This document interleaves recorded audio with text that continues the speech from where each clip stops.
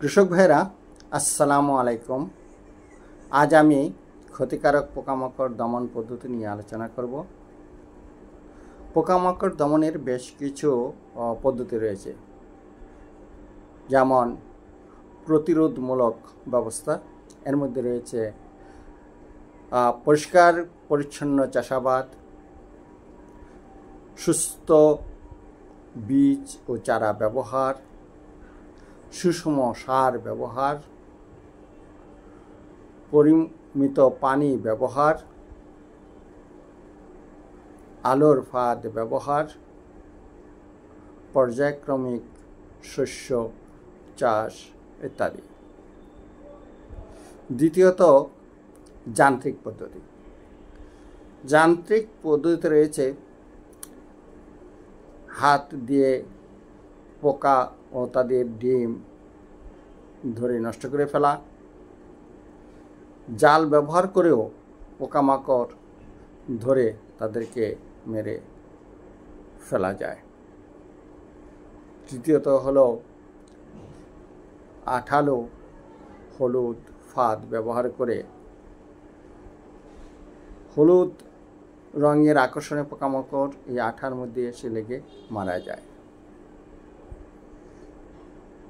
এরপর জৈবিক পদ্ধতি। জৈবিক পদ্ধতিতে বেশ কিছু উপকারী ও শিকারী পোকা রয়েছে, যেমন praying mantis, dragonfly, ladybird beetle, ground beetle ইত্যাদি ক্ষতিকারক পোকামাকড় খেয়ে ফেলে, ফলে ক্ষতিকারক পোকামাকড় দমন করা সম্ভব হয়।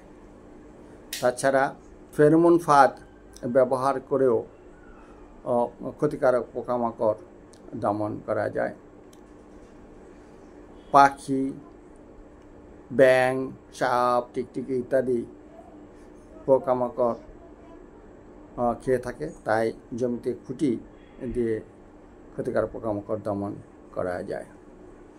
আবার বিভিন্ন গাছপালার বা লতা পাতার দ্রবণ তৈরি করে ক্ষতিকারক পোকামাকড় দমন করা যায়, যেমন নিম পাতার দ্রবণ, পেঁয়াজ রসুনের দ্রবণ, আতাফলের পাতার দ্রবণ ইত্যাদি।